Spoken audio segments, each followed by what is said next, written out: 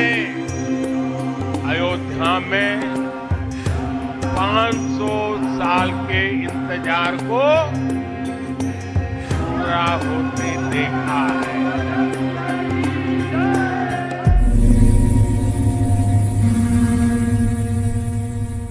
इन दो तारीखों के बीच एक ऐसा अंतराल है जिसमें 500 वर्षों के संघर्ष हैं, सिसकियां हैं, प्रतीक्षा है, त्याग है, तपस्या है और वो जिजीविषा है जो इस बात की साक्षी है कि सिर्फ ये यात्रा इतिहास के पन्नों में दर्ज नहीं होती, बल्कि करोड़ों लोगों की स्मृतियों, उनके विश्वास और उनके धैर्य में सांस लेती है।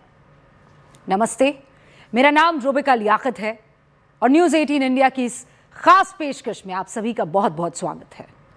हम आपके लिए लेकर आए हैं उसी 500 वर्षों के अंतराल की कहानी, जहां सनातन सभ्यता अपनी पहचान खोजती है, एक राष्ट्र अपने घावों को समझता है और समय ये प्रमाण देता है कि जो संघर्ष पीढ़ियों तक चलता रहा, उसकी परिणति केवल ईंट और पत्थर से नहीं, बल्कि मन के भीतर उठती उस गूंज से तय होती है जो कभी थमती नहीं।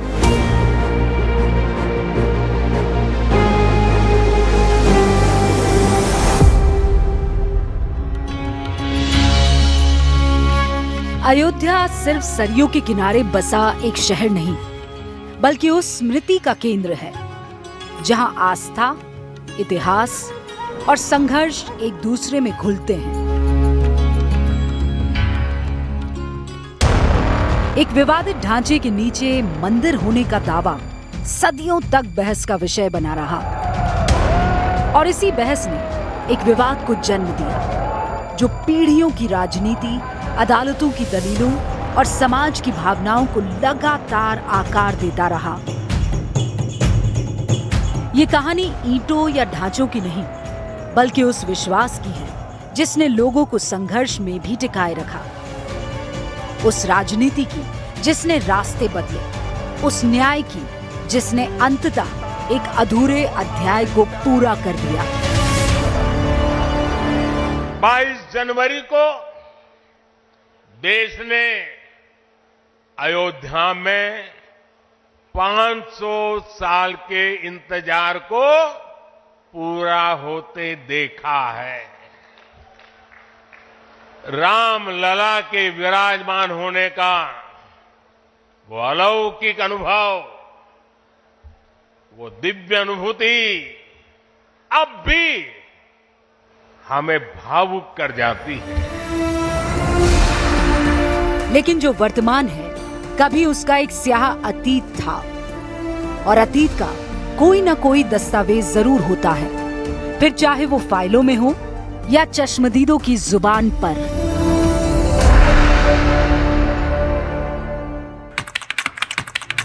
छह दिसंबर 1992।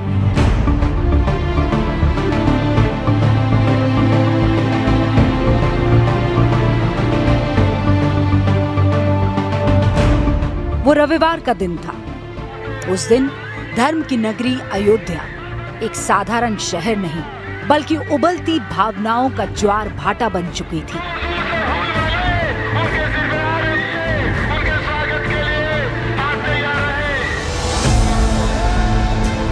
लाखों कार सेवक मंदिर आंदोलन की पुकार पर वहां पहुंचे थे और प्रशासन की ताकत भीड़ की लहर के सामने कमजोर पड़ती चली गई। दोपहर तक सुरक्षा घेरा टूट गया और वही विवादित ढांचे के 3 गुंबद, जिन पर दशकों से दावा और प्रतिदावा चलता रहा, अचानक ढहते इतिहास की तरह जमीन पर बिखर गए।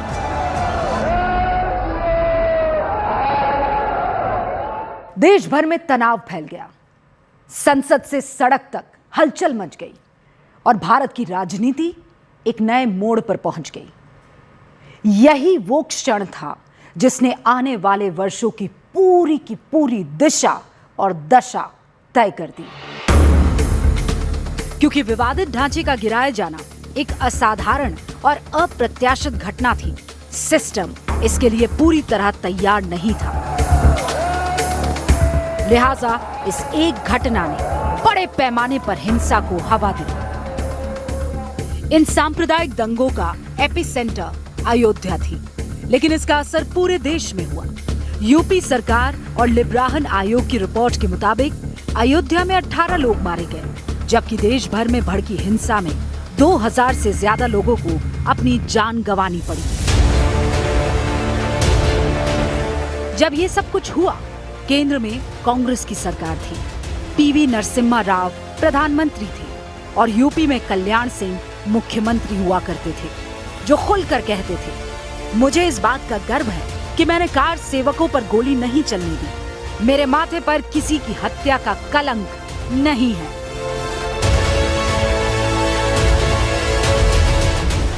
यही फैसला उनके राजनीतिक जीवन की सबसे भारी कीमत बन गया। विवादित ढांचा गिरने के कुछ ही घंटों बाद केंद्र सरकार ने उन्हें पद से हटा दिया और यूपी में राष्ट्रपति शासन लागू कर दिया गया। दिल्ली में बैठे पीवी नरसिम्हा राव पर भी सवाल उठे कि आखिर खुफिया चेतावनियों के बावजूद केंद्र ने वक्त रहते कड़ा कदम क्यों नहीं उठाया। लिब्राहन आयोग ने बाद में लिखा कि प्रशासनिक ढील, राजनीतिक दबाव और अविश्वास ने मिलकर हालात को बेकाबू कर दिया। कल्याण सिंह इसे प्रभु श्री राम के लिए राजनीतिक कुर्बानी के रूप में मानते थे, लेकिन इसी बीच कानून अपना काम कर रहा था। उन नेताओं के खिलाफ एफआईआर दर्ज की गई जिन्होंने आंदोलन के चेहरों को गढ़ा था। लाल कृष्ण आडवाणी, मुरली मनोहर जोशी, उमा भारती, साध्वी रितंबरा, गिरिराज किशोर, विष्णु हरि डालमिया, वीएचपी के तत्कालीन महासचिव अशोक सिंघल और बजरंग दल के विनय कटियार के खिलाफ एफआईआर दर्ज की गई। कल्याण सिंह जी ने भी बहुत बड़ा काम किया है, क्योंकि ये संघर्ष वगैरह जो ना पूरा जितने भी थे वो उनके पीरियड में हुआ है। उन्होंने भी बहुत ही पॉजिटिव रोल प्ले किया है and we should be thankful to him also, क्योंकि ये तो 1, 2, 3 लोगों का नहीं है, बहुत सारे लोगों ने इसके लिए काम किया है। सो हम लोगों को सबको जो ना उनको धन्यवाद देना चाहिए।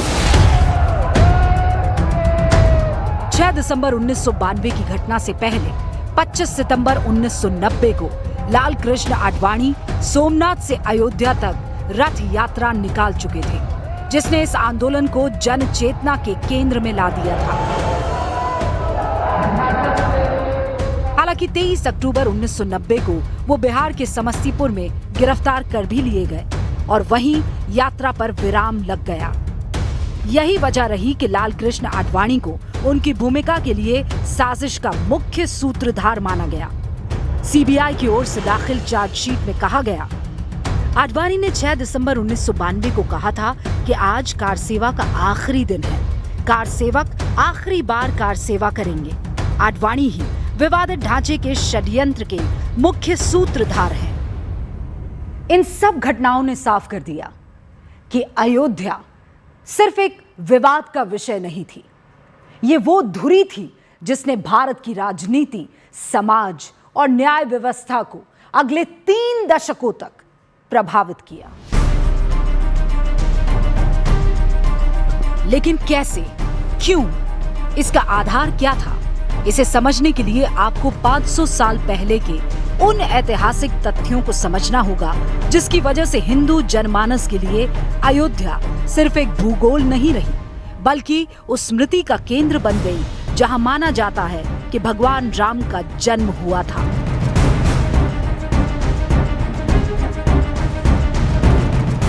(1528) का वो वर्ष भारतीय इतिहास की उन परतों में दर्ज है जो आज भी बहस, शोध और विवाद का हिस्सा बनी हुई हैं। लाला सीताराम ने 1932 में अपनी किताब अयोध्या अ हिस्ट्री में दावा किया कि बाबर ने फकीर फजल कलंदर के कहने पर अपने सेनापति मीर बाकी को राम जन्मभूमि तोड़कर मस्जिद बनाने का आदेश दिया। वो लिखते हैं कि 17 दिनों की झड़पों के बाद मीर बाकी मंदिर पर कब्जा कर सका।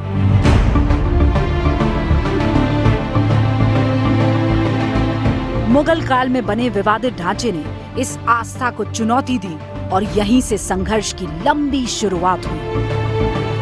सदियों तक ये दावा चलता रहा कि मंदिर को गिराकर विवादित ढांचा बनाया गया और इसी ऐतिहासिक पीड़ा ने आंदोलन को पीढ़ियों तक जीवित रखा।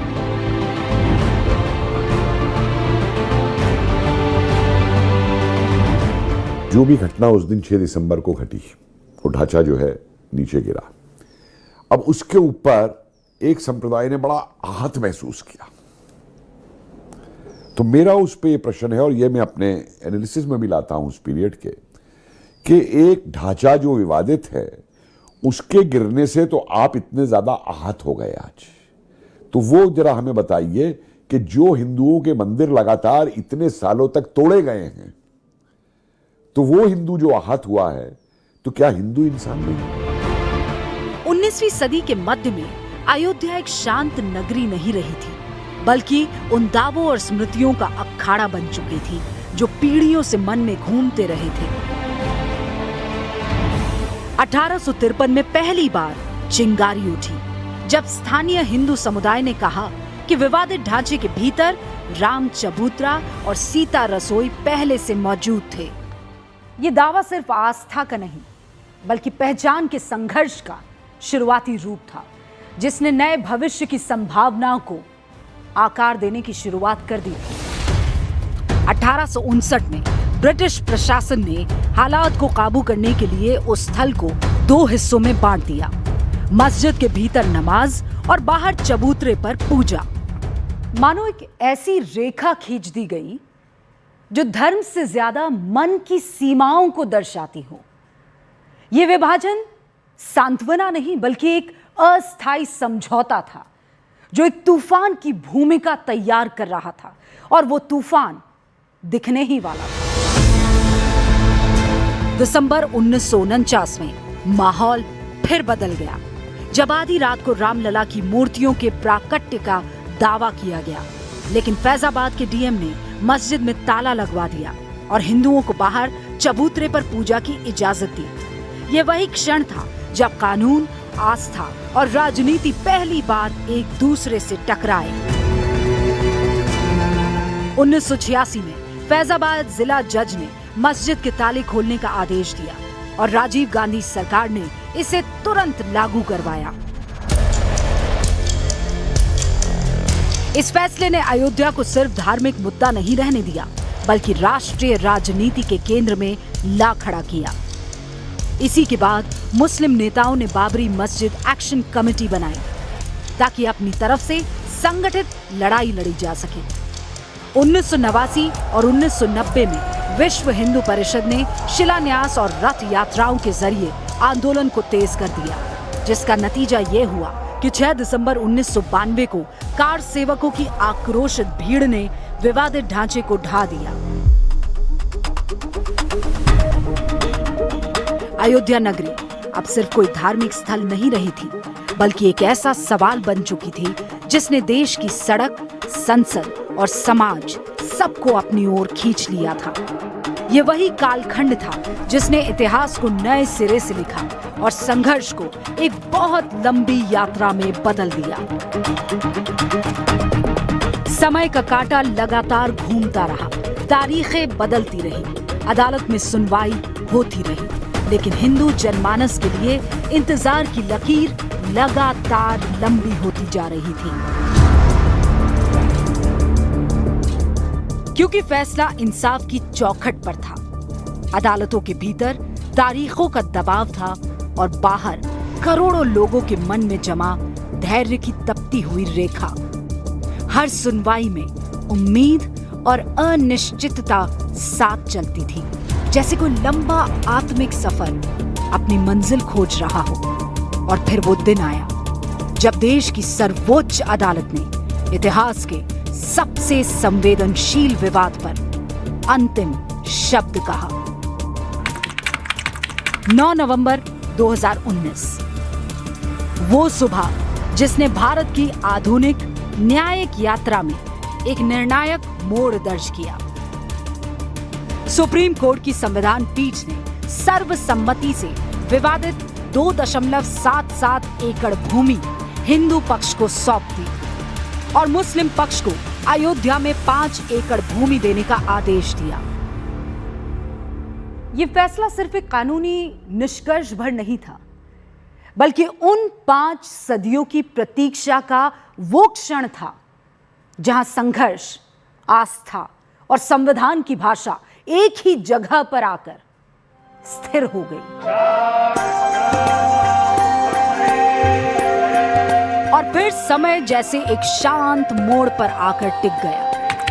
5 अगस्त 2020 की दोपहर अयोध्या ने वो दृश्य देखा जिसे पीढ़ियों ने सिर्फ मन में ही रचा था।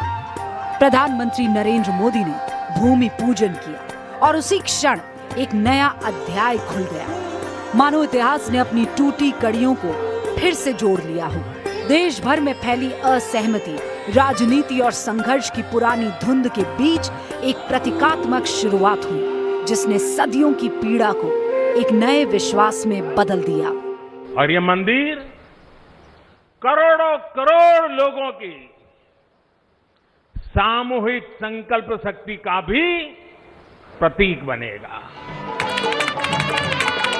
22 जनवरी 2024 को जब रामलला के विग्रह की प्राण प्रतिष्ठा हुई तो अयोध्या नगरी सिर्फ एक शहर नहीं रहा, वो एक पूरी सभ्यता की स्मृति, संघर्ष और आकांक्षा का जीवंत प्रमाण बन गई। जैसे किसी लंबे सफर की अंतिम सांस में एक नया जीवन जन्म ले रहा हो। ये महोत्सव है विश्वास को विद्यमान से जोड़ने का, नर को नारायण से जोड़ने का, लोक को आस्था से जोड़ने का, वर्तमान को अतीत से जोड़ने का और स्व को संस्कार से जोड़ने का।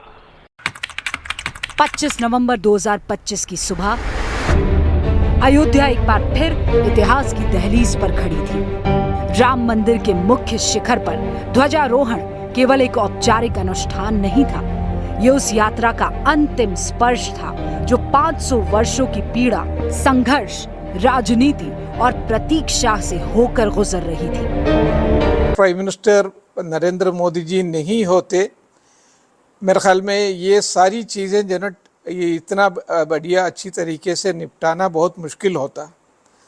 तो the honourable prime minister has played a very important, very positive role, जिसके लिए हम लोगों को सबको जो ना उनसे जो ना धन्यवाद देना चाहिए, क्योंकि ये इतना बड़ा काम हुआ है पिछले 500 सालों से, जिसके लिए देश और दुनिया तरस रहे, वो काम उन्होंने बिल्कुल बहुत ही कम सालों में पूरा किया। मंदिर के शिखर पर लहराता ध्वज किसी एक समुदाय की जीत का प्रतीक नहीं, बल्कि उस भरोसे का चिन्ह था जिसने समय की हर परीक्षा को पार किया। अयोध्या की हवा में उस दिन एक अनकहा संतोष घुला था, जैसे सदियों का बोझ हल्का हुआ और एक सभ्यता ने आखिरकार अपनी स्मृति, अपने विश्वास और अपने अधिकार को उस ऊंचाइयों पर स्थापित कर दिया हो जहां से उसे फिर कभी कोई गिरा नहीं सकता। 6 दिसंबर 1992 की उथल पुथल से लेकर 22 जनवरी 2024 के शांत क्षण तक ये यात्रा केवल एक विवाद का रास्ता नहीं, बल्कि समय के लंबे गलियारों से गुजरती हुई एक सामाजिक और ऐतिहासिक प्रक्रिया थी। जन भावना अवध के अंदर आप चले जाइए, जबान पे उनके रामचरितमानस है। आप नॉर्मल बात करेंगे ना उनसे तो चौपाई से आपको उदाहरण दे देंगे उसका पूरा लेकर के। और आप ये देखिए कि रामचरितमानस का जो प्रयोग है, बाबा रामचंद्र ने जो है अवध के अंदर 1920 के किसान आंदोलन के अंदर वह तब से लेकर और 47 तक रामायण की चौपाई चौपाई से लामबंद किया लोगों को। तो आम जनता के अंदर इसका रोष नहीं है, आम जनता चाहती थी कि ये चीज चले।